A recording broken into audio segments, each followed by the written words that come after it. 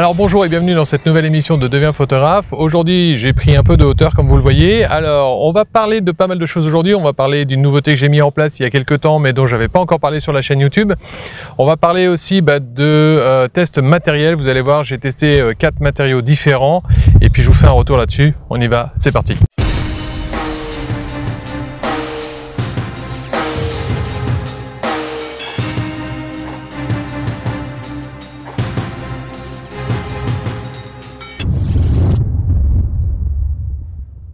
C'est pas mal hein, comme vue, et encore j'ai la même chose de l'autre côté, vous pouvez pas le voir mais c'est assez impressionnant et c'est assez sympa. Alors aujourd'hui je vous disais pas mal de tests matériels et puis surtout une nouveauté. Alors je l'ai lancé il y a quelques temps déjà, ça va faire 2 mois pratiquement sur le groupe Google+.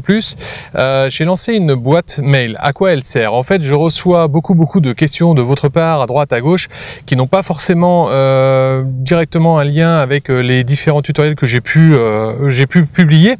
Du coup je comprends que certains d'entre vous ont des questions dont mes tutoriels ne répondent pas directement. Alors je voulais faire un truc qui me paraissait assez fun et je voulais vous en parler ici. De quoi s'agit-il? Eh bien c'est assez simple, en fait j'ai ouvert une boîte mail qui va vous permettre de m'envoyer vos photos, mais j'aimerais, tant que faire se peut, que vos photos soient en format vidéo. Et oui, pourquoi il y aurait que moi à passer devant la caméra? Ça a été assez dur comme ça, pourquoi pas vous? Alors je vous rassure, pas besoin de vous y connaître en quoi que ce soit, je vous demande pas une qualité exceptionnelle, ni même professionnelle. Vous voyez aujourd'hui j'ai le visage un peu cramé de ce côté-là, au niveau de la lumière c'est pas optimal, mais vous pouvez très bien allumer votre webcam, vous mettre dans un endroit, on va dire sans le linge à sécher derrière, mais en gros juste dans un endroit, vous prenez 30 secondes, vous posez votre question, vous m'envoyez le fichier directement sur la boîte mail et vous verrez que j'y répondrai. Le but c'est ça, c'est de canaliser en fait ces questions-là sous format vidéo parce que je trouve ça plutôt sympa de vous voir apparaître dans les vidéos et puis de pouvoir répondre aux questions. Donc je ferai en fait une vidéo à chaque fois que j'aurai suffisamment de questions en vidéo pour y répondre. Alors, je répondrai aussi aux questions évidemment par écrit, mais beaucoup moins. Moi, franchement, je trouve ça très fun de faire ça en vidéo et puis ça me permet de mettre des visages sur les gens qui me suivent régulièrement. J'adore cette idée. Donc, en fait, le but c'est ça, c'est vous faites des vidéos. Je vous dis, hein, pas encore une fois, pas la peine de vous y connaître vraiment en vidéo. Vous pouvez vous mettre devant votre webcam.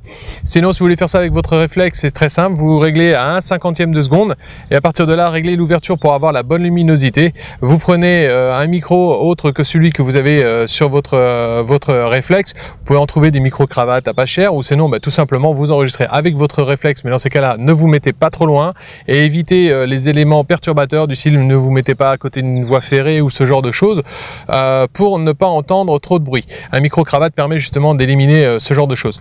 Donc voilà, moi ce que je vous propose c'est ça, c'est envoyez-moi vos vidéos 30 secondes, 1 minute devant votre webcam, devant votre réflexe ou même devant votre téléphone portable. Vous m'envoyez ça sous le format que vous voulez, MP4, AVI, comme vous voulez. Je ferai ce qu'il faut, ou Move si jamais vous êtes sous Apple. Il n'y a aucun problème, je ferai ce qu'il faut pour les intégrer, il n'y a pas de souci. Donc si la luminosité n'est pas correcte, ne vous inquiétez pas non plus, je corrigerai ça à la limite tant que faire se peut. Donc voilà, c'est une petite idée qui me tient à cœur. Moi j'aime beaucoup cette idée-là et j'espère franchement qu'elle va se développer.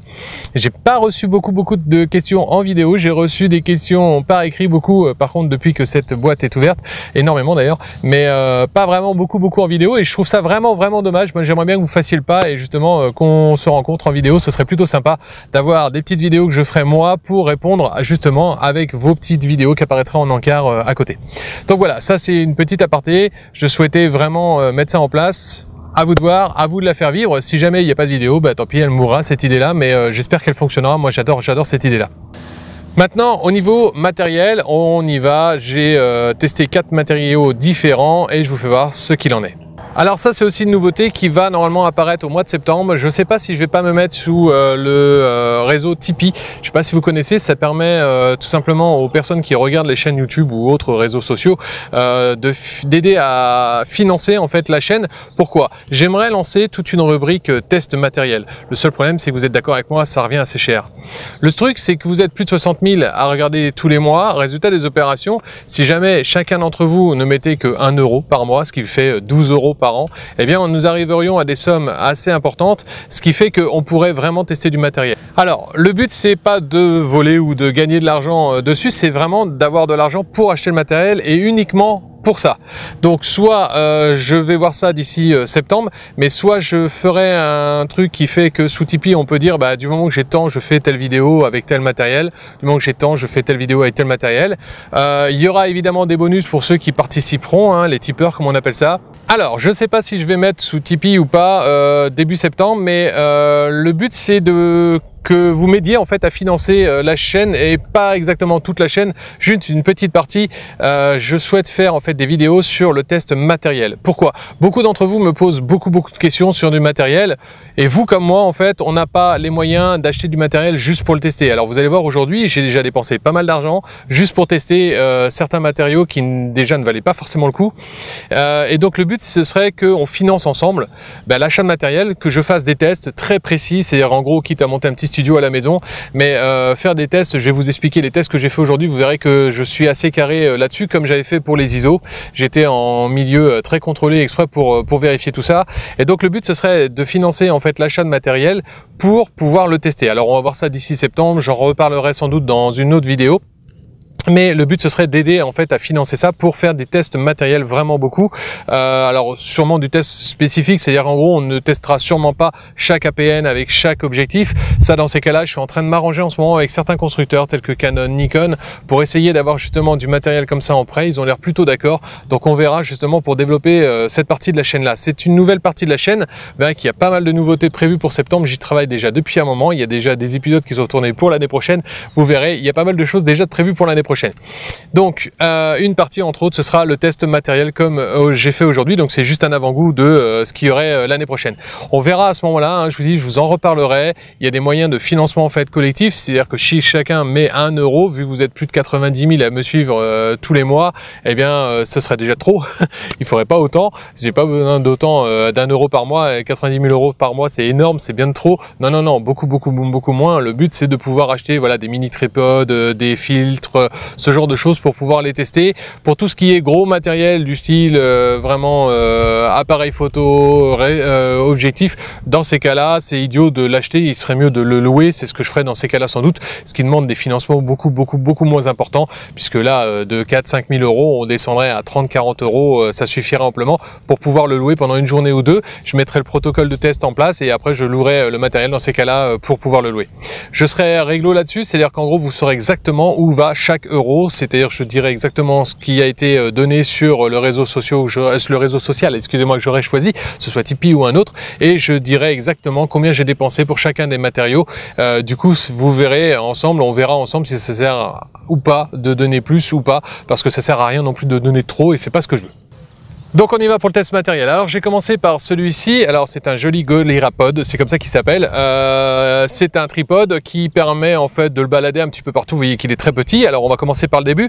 Déjà l'emballage, il a été livré dans un espèce de carton souple en fait, assez simple, dans un sac plastique. Ça je trouve ça un peu dommage. J'aurais bien aimé avoir une petite housse qui se ferme pour pouvoir le balader à droite à gauche. Je peux le mettre sur le côté de mon sac, mais du fait qu'il n'ait pas de petit sac lui autour, je trouve ça un peu dommage. Ça me permet pas de le traiter comme je voudrais. Ça déjà c'est le premier point négatif, mais pour mes points positifs c'est qu'il est arrivé en bon état, il n'y a aucun souci. À chaque extrémité, comme vous le voyez ici ou sur la vidéo là que vous voyez en gros plan, il y a des espèces de caoutchouc qui permettent d'agripper. Il est fait en fait de plusieurs petites rotules ici qui sont avec chacun en fait un joint en caoutchouc, enfin comme un joint en caoutchouc exprès pour pouvoir agripper plus facilement lorsque vous allez l'entourer autour de quelque chose. Il est censé pouvoir supporter 3 kg.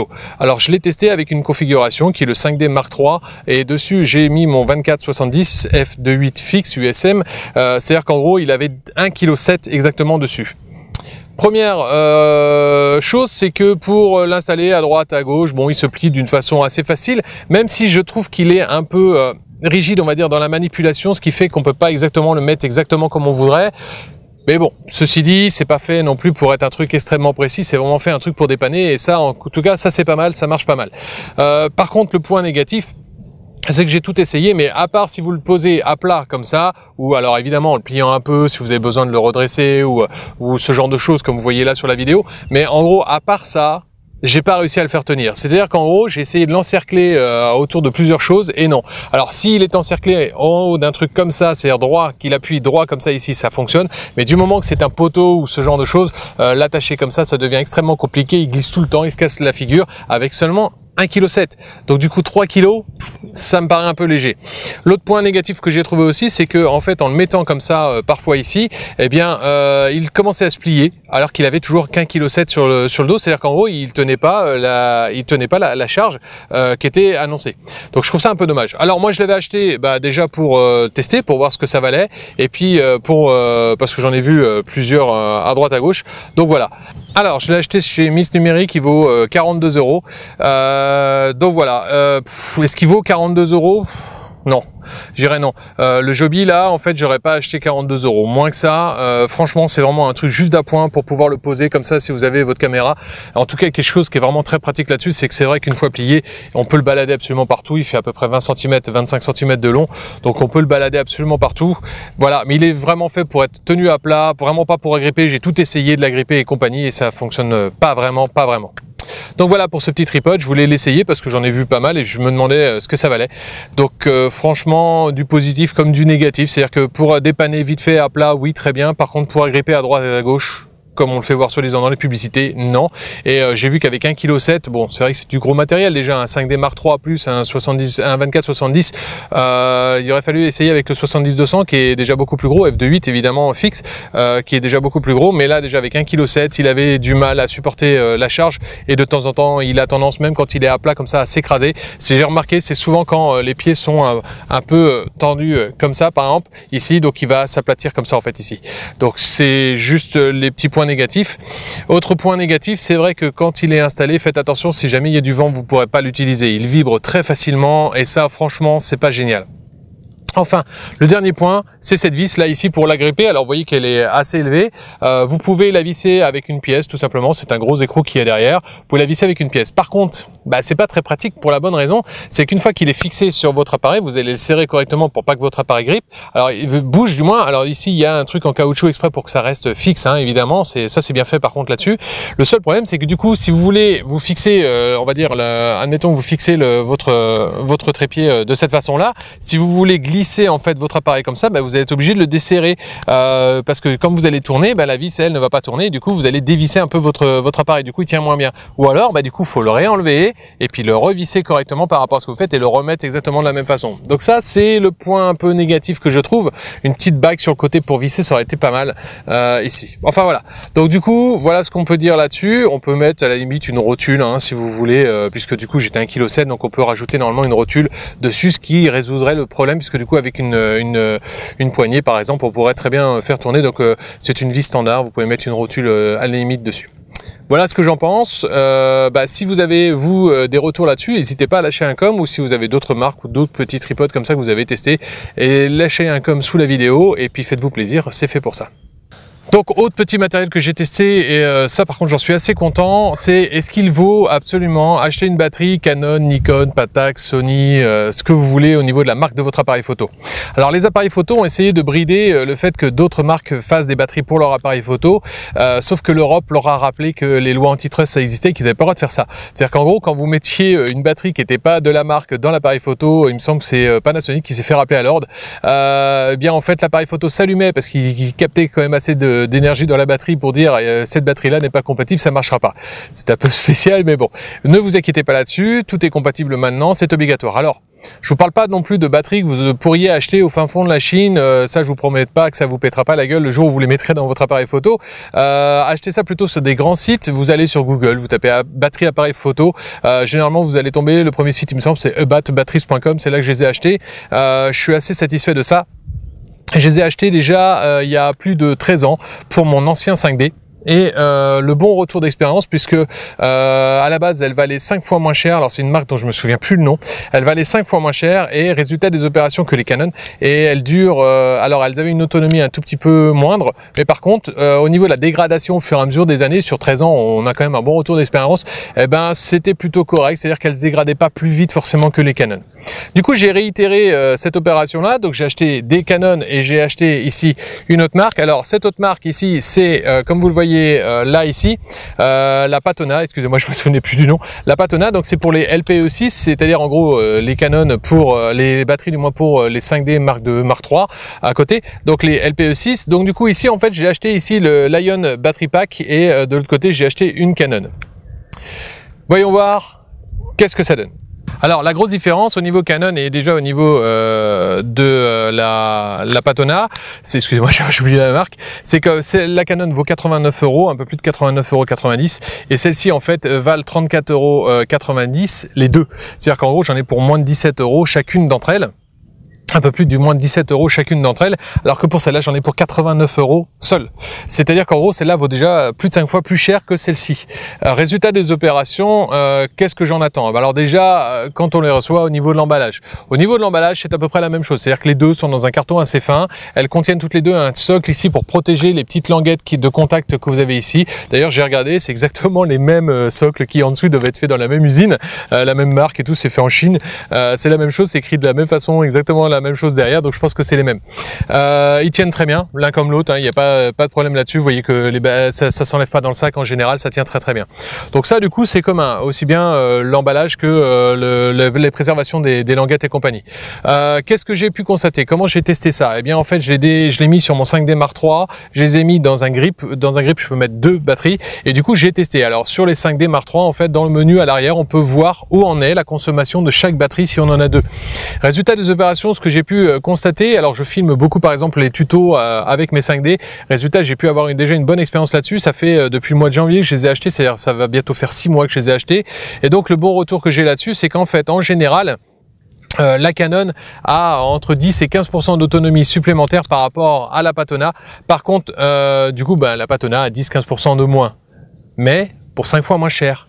Résultat des opérations, même si j'achetais 2 Patona, j'aurais beaucoup plus d'autonomie qu'une seule Canon, toujours pour beaucoup moins cher, puisque j'aurais 2,5 fois moins cher en achetant 2 batteries qu'en achetant une seule Canon, et j'aurais beaucoup plus d'autonomie.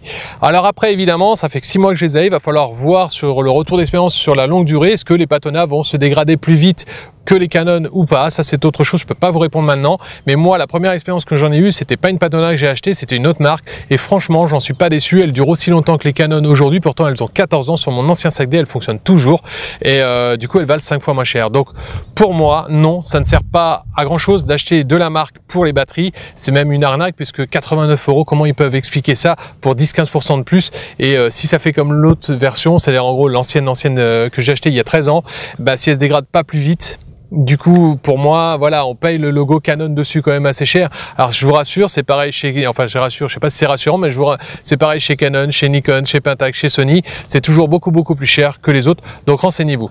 Alors, pour les réflexes, évidemment, une batterie, normalement, à moins que ce soit pour un reportage mariage, pour ce genre de choses, mais une batterie peut durer une journée assez facilement. Je vois lors de mes stages, généralement, ça dure la journée. Par contre, c'est vrai que si vous faites un reportage assez poussé de vos vacances ou d'un mariage ou ce genre de choses, prévoyez 2, 3, voire 4 batteries. C'est toujours intéressant déjà de ne pas stresser, surtout si c'est un mariage que vous faites, de ne pas stresser parce que vous risquez de manquer de batterie. Là, en fait, elle se recharge à la même vitesse, en plus que les Canon ou les Patona se rechargent exactement à la même vitesse. J'ai fait un test là-dessus. Je les ai vidées à peu près à la même quantité. Elles ont mis le même temps à 5 minutes près pour se recharger.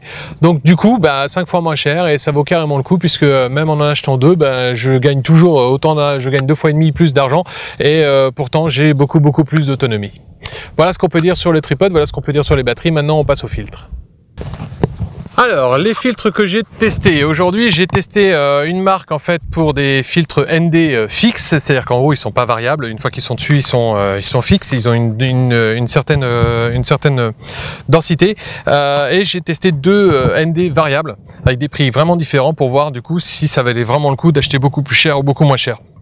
Alors, les premiers ici que j'ai achetés, c'est des AIDA, ils valent assez cher ici. Alors, vous m'excuserez, pour cette partie ici, je vais utiliser ma tablette parce que j'ai pas mal de données, et donc du coup, j'ai pas tout de tête avec ma petite mémoire. Donc, je vais faire ça en fait comme ça ici. Alors, pour les AIDA, en fait, ils sont un pack de 3 ici. Il y en a un qui est donné ND8, ND64 et l'autre ND1000. Alors, qu'est-ce que ça veut dire déjà? Parce que si vous regardez en fait dessus, c'est pas marqué ND64000, c'est marqué 0, c'est marqué 3, 6, 10, ou c'est marqué ici 0,6 et ainsi de suite. Alors, à quoi ça correspond? Par exemple, ici, j'ai un ND, celui-là, c'est le ND1000, et en fait, juste à côté, c'est marqué 3.0. Ça veut dire quoi? C'est assez simple à comprendre. En fait, comment ça fonctionne? Il y a plusieurs façons de noter au niveau des ND. Du coup, pour acheter ça, déjà, il va falloir comprendre ça.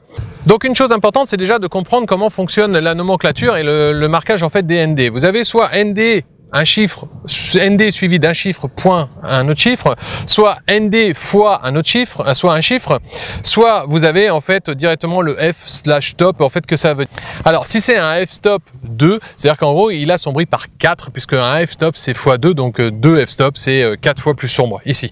F-stop 3, vous l'avez compris, c'est 8 fois plus sombre, 2, 4, 8 ici. Donc ici c'est facile à comprendre du moment où vous faites de la photo. Je vous renvoie vers le tutoriel sur le triangle d'exposition pour comprendre ça, où j'explique déjà ce que c'est qu'un f-stop.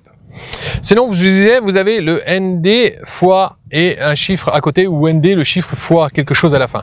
ND 1000 fois ici, par exemple. C'est-à-dire qu'en gros, c'est le nombre de fois que ça va ralentir votre temps de pause. Alors, votre temps de pause, pas forcément, ça peut permettre aussi de fermer plus l'objectif. Mais en gros, vous avez 1000 fois plus de temps normalement pour faire votre photo si vous avez un ND 1000 fois. Donc ici, c'est un ND 1000. Et le deuxième chiffre, l'autre chiffre qu'on peut trouver, c'est ND suivi de un chiffre point un autre chiffre. Ici, par exemple, c'est ND 3.0 et ça correspond au ND 1000 fois. Alors du coup, c'est quoi? ND 3.0, c'est-à-dire qu'en gros, c'est le nombre de tiers de f-stop pour lequel il peut fermer. C'est-à-dire qu'en gros, 3.0, c'est-à-dire 30 tiers d'f-stop, c'est-à-dire 10 f-stop. 30 tiers, ça fait 10 f-stop, vous pouvez aller vérifier sur votre calculatrice, mais ça j'en suis sûr. Donc ça fait 10 f-stop. En gros, c'est un ND 1000 puisque 10 f-stop, ça fait à peu près 1000 fois moins de lumière à rentrer dans votre appareil photo. Donc c'est déjà les deux choses à comprendre. ND, le chiffre point, le chiffre c'est les tiers de f-stop. ND, le chiffre fois à la fin, c'est le nombre de fois que ça va ralentir, ou sinon vous avez ND f-stop de temps. C'est le AIDA Pro 2 Digital MC. Pour être clair, c'est multicouche en fait ici. Donc c'est un ensemble de 3 filtres. Ils sont livrés dans une boîte comme ça, très solide. Chaque filtre est dans une boîte ici. Et en fait, vous voyez, c'est individuel. Vous l'avez ici, c'est vraiment bien fait. C'est dur ici au niveau de la mousse. C'est vraiment très bien protégé, pas mal. Sinon, en fait, il y a avec aussi un truc métallique. En fait, c'est deux petits capuchons, on va dire. Vous pouvez visser d'un côté et de l'autre du filtre. Si bien vous mettez les 3 filtres en les vissant les uns sur les autres, du coup, ils sont tous les 3 dedans et vous revissez de chaque côté les capuchons en métal et je vous promets que c'est vraiment solide, ça risque pas de bouger, c'est vraiment très très bien. Donc ça, bonne facture là-dessus. Alors le truc c'est que les 3 en fait ensemble valent 149,90 € là où je les ai achetés sur Miss Numérique, donc 149,90 €. Donc j'en attends quand même un certain résultat. Dedans je vous disais il y a un ND8, un ND64 et un ND1000. Donc je les ai testés en fait dessus. Alors le test comment il s'est fait? Il s'est fait dans un environnement assez stable, c'est-à-dire c'était un temps couvert entre le tout début, puisque j'ai testé aussi les filtres ND variable aussi en même temps, entre le tout début des premiers tests et la fin des tests, entre ceux-ci et les ND variables, il y a eu un tiers f-stop de modification au niveau du temps, au niveau de la luminosité, au niveau du temps. Donc c'est assez stable on va dire comme test. Donc les ND respectent les normes, c'est-à-dire que le 1000 il est 1000 fois plus long, le 64 il est 64 fois plus long et le 8 il est 8 fois plus long. Donc ça là-dessus c'est plutôt bien. C'est-à-dire que les chiffres annoncés ici sont réels. Par contre, est-ce qu'il y a du vignettage et tout? Non, parce que ça c'est des slims, c'est-à-dire qu'en gros, je sais pas si vous avez fait gaffe, mais ils sont extrêmement plats comme vous voyez ici sur la vidéo. Ils sont vraiment très plats et ça c'est vraiment pas mal parce que du coup, quand vous avez un grand angle, il faut prévoir ça, c'est-à-dire que plus votre filtre va être épais et plus vous risquez d'avoir du vignettage autour quand vous allez dézoomer à fond, quand vous allez utiliser les distances focales les plus courtes. Donc c'est pour ça que j'ai pris un slim, c'est pour ça aussi qu'il va assez cher, 149 €, 150 €, on va dire 149,90 €, ça fait 150 €. Il va assez cher à cause de ça, parce qu'ils sont slim. S'ils n'étaient pas aussi minces que ça, ils seraient beaucoup moins chers. Pourquoi? Parce que du coup, il faut que le filtre ND soit performant en étant très plat. Donc là-dessus, je vous disais, ils respectent les ND annoncés, ND8, ND64 et ND1000, ça, il n'y a pas de problème, chacun d'entre eux fait bien son truc, et vous pouvez mettre les 3 les uns avec les autres, comme en plus ils sont slim, vous avez très peu de chances d'avoir du vignettage. Si vous mettez les 3, vous risquez d'en avoir un petit peu quand même. Ceci dit, ND1000 plus ND64, ça fait diminuer par 64 000 déjà le temps de pause, c'est déjà pas mal, je pense. Ou ND8 plus ND64, je vous laisse faire le calcul, mais ça fait déjà pas mal.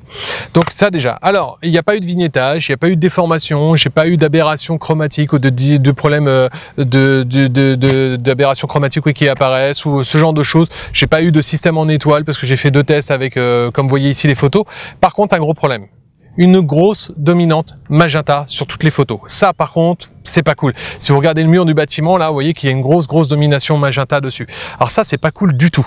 Ceci dit, vous pouvez prendre une charte de blanc, vous la prenez en photo la première fois, une fois que vous avez mis le filtre ND, vous la prenez en photo dessus, et comme ça, pour régler avec vos différents logiciels, ça va être assez rapide. Ça va permettre de revenir à la couleur normale. Mais quand même, vraiment, c'est une dominante magenta assez forte quand même dessus. Donc je suis assez déçu pour 150 €, je trouvais que c'était un peu dommage. C'est le seul vraiment défaut que je retrouve, parce que même l'emballage, moi, m'a botté, franchement, c'est vraiment solide et tout, vous pouvez y aller dans votre sac. Si vous cassez ça, c'est vraiment vous laissez tomber votre sac de haut. Ici, très haut.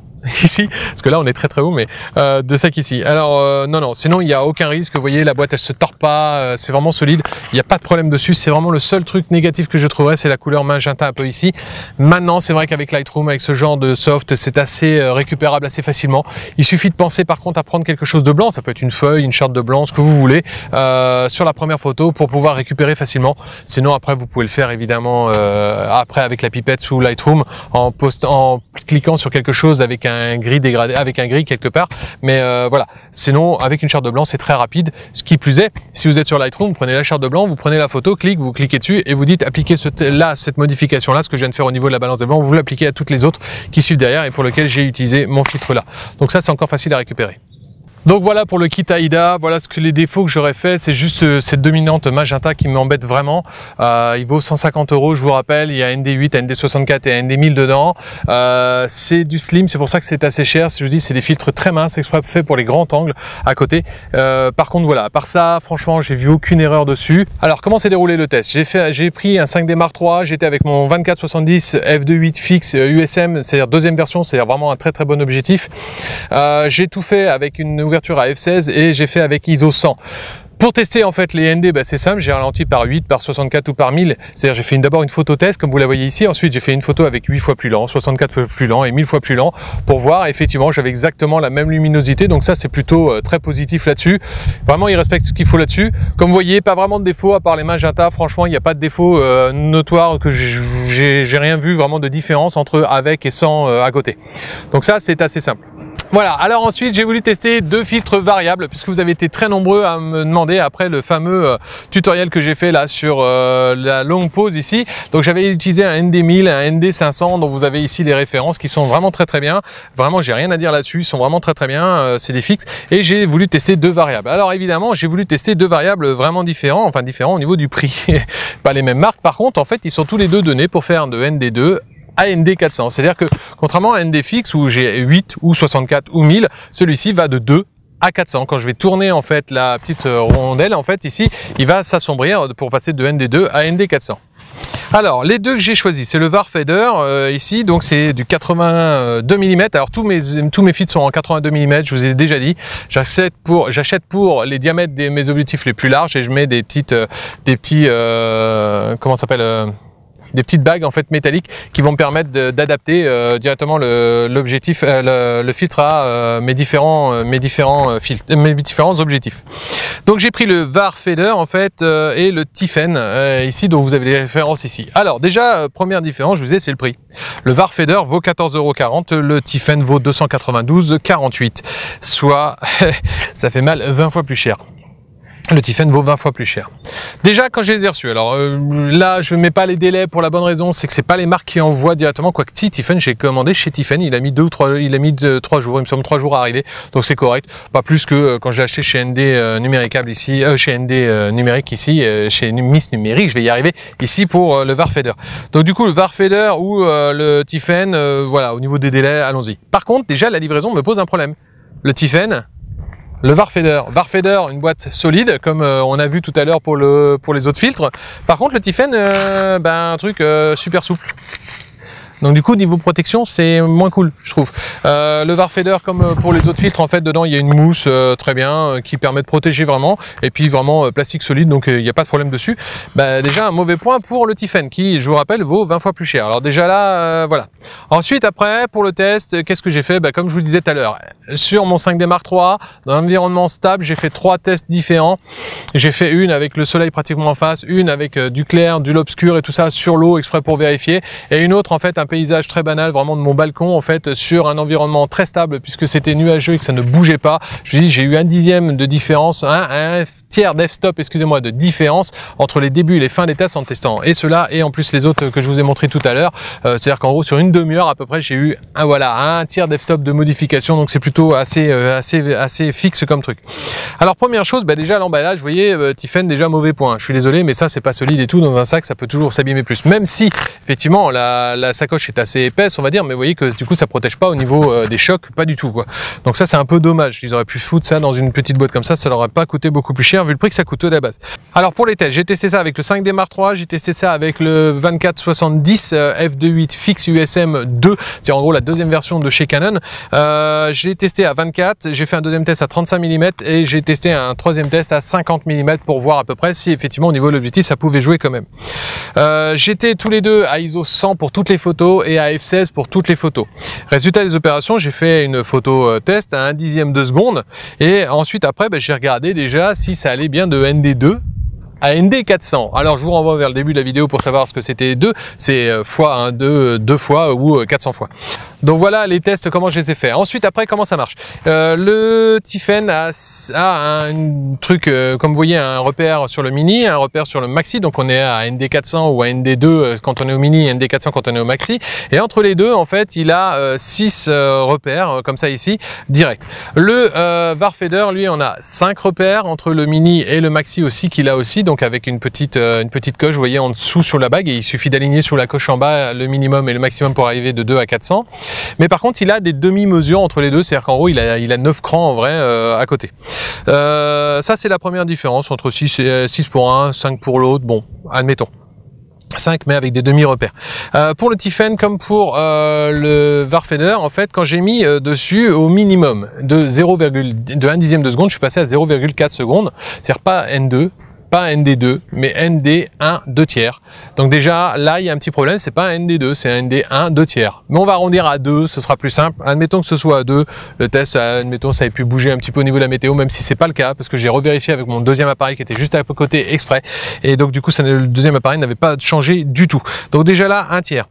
Ensuite, après, pour les deux, quand je suis passé entre le mini et le deuxième cran, pas le premier, mais le deuxième cran, eh bien, bizarrement, je n'ai assombri que d'1 tiers de f-stop.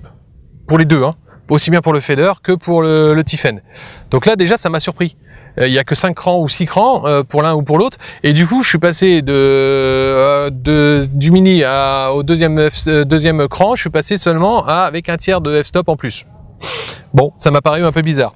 Ensuite, après, je les ai poussés au maximum pour voir. Donc déjà, ne pas dépasser le socle du maxi, parce que sinon, voilà ce que ça donne avec le Tiffen, voilà ce que ça donne avec le Warfader. Vous voyez que c'est horrible. Il faut surtout pas dépasser le petit coche du maximum. Je vous promets que c'est dès que vous passez un petit peu, j'ai simplement dépassé le mot max qui est à côté, qui est écrit en minuscule, et ça, voilà ce que ça a donné. Donc déjà, ne pas le dépasser. Mais quand on est au max, pourquoi j'ai voulu le dépasser? Parce que quand on est au max, je suis désolé, mais j'ai pas 400. Bah non, j'ai un ND 128 pour lui, pour le Tiffen, et j'ai un ND 64 seulement pour le Warfader. C'est-à-dire qu'en gros, on est loin du 2 400.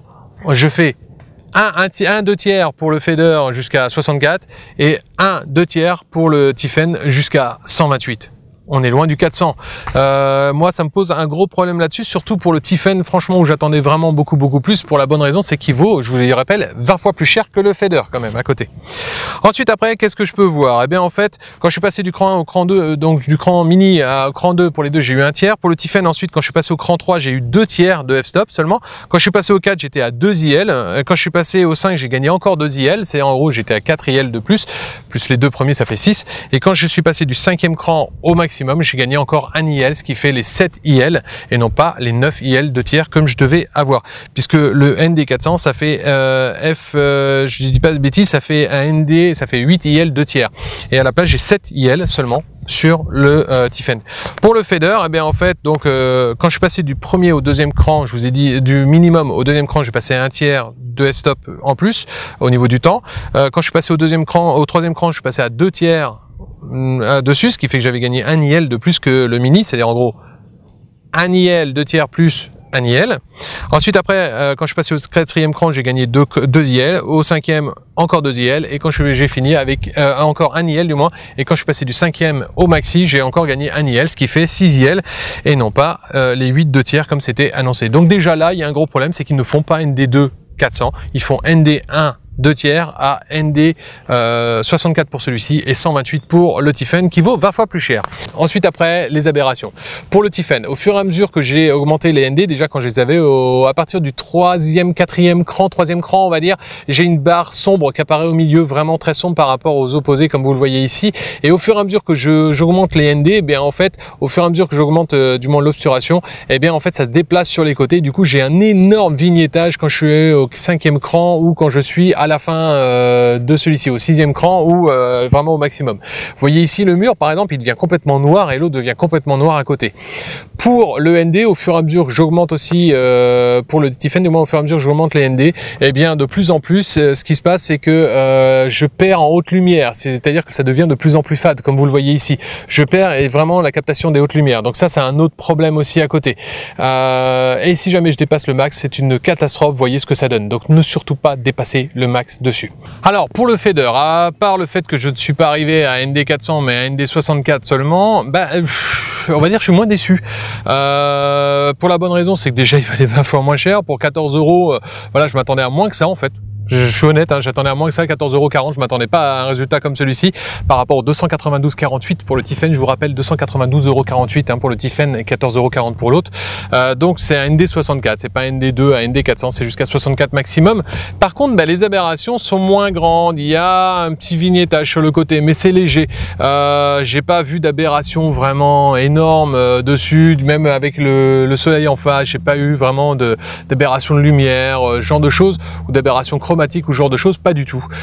Donc résultat des opérations, je trouve que qualité-prix tient vachement mieux que le Tiffen.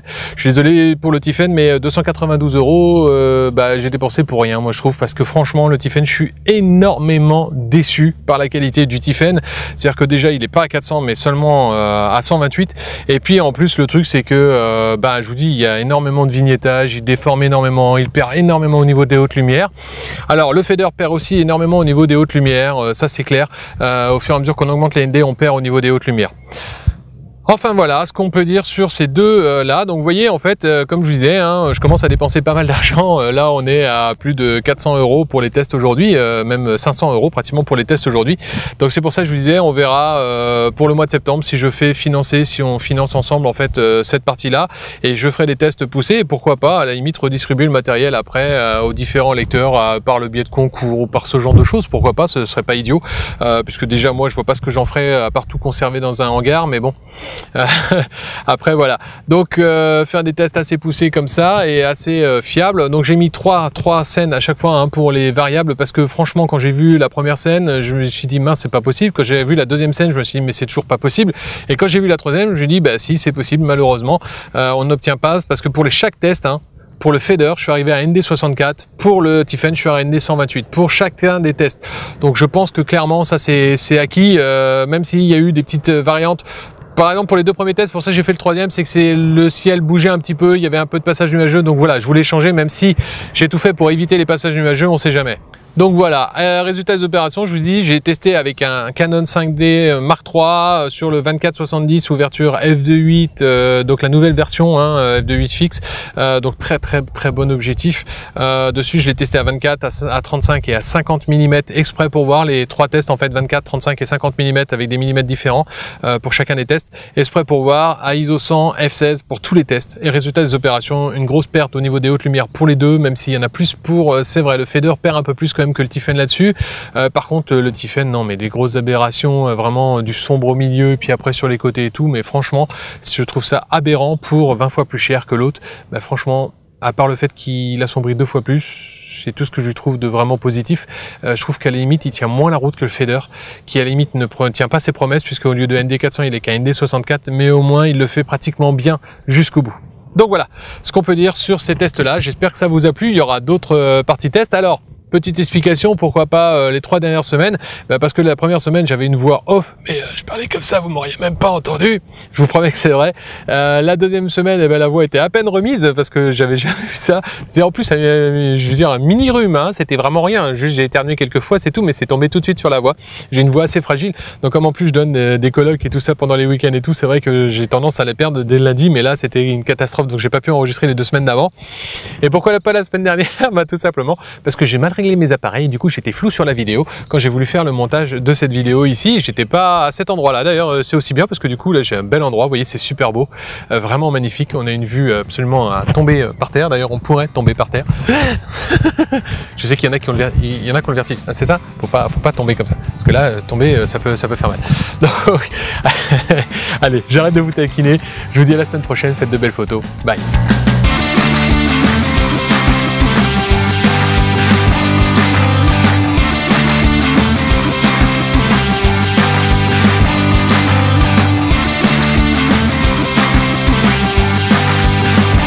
Vous avez soit ND, soit marqué ND, alors attendez parce qu'il y a un train qui passe, en plus c'est un train de marchandises, il est assez long et assez lent.